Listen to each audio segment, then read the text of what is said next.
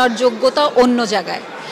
I have full respect for this guy, যে উনি এত বছর ধরে স্টিল উনার জায়গাতেই। সাকিব ভাই এখন অন্য লেভেলে চলে গেছে, এখন উনি ধরাছোঁয়ার বাইরে, বললেন ছোট পর্দার অভিনেত্রী মুনতাহা টয়া। অভিনেত্রী টয়া সাকিব খানের ভীষণ ফ্যান। সাকিব খান প্রসঙ্গে আসতেই লাক্স তারকা টয়া বলেন, সাকিব খান মাছ অডিয়েন্স কাভার করে রেখেছেন তিনি। সাকিব খানের ধারে কাছে কেউ নেই। সাকিব খানকে বর্তমানে টপকানো শুধু কল্পনাই করা যায়, বাট বাস্তবে সম্ভব নয়।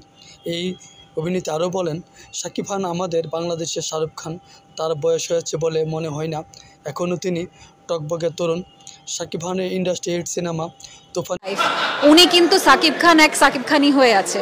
তো উনার সাথে আসলে অন্যদেরকে কম্পেয়ার করতে গেলে আপনার কাছে মনে হবে যে ও মাই গড, আমাদের বাংলাদেশে কি হচ্ছে। না, উই আর লাকি যে উই হ্যাভ সাকিব খান। ওরা দোরা গানে তো সাকিব খানকে 25 বছরের তরুণ মনে হয়েছে। সাকিব খান যদিও এখনও বাংলাদেশের নায়িকার সাথে তেমন অভিনয় করতে দেখা যায় না। সাকিব খান যে ধরনের মুভিতে কাজ করছেন, এভাবে যদি তিনি কন্টিনিউ করেন তাহলে আগামী 10 বছরও সাকিব খানের তার কাছে কেউ আসতে পারবে না। সাকিব খানই। মুনতাহা টয়া বলেন, উনি ওনার যোগ্যতায় ওনার অবস্থান ধরে রেখেছেন। সাকিব খানের তুফান মুভি ছিল টপনচ মুভি, যা দেখে সব শ্রেণীর দর্শকরা সাদরে গ্রহণ করেছে। স্পেশালি আমি তুফান 2 মুভির জন্য অপেক্ষা করতেছি।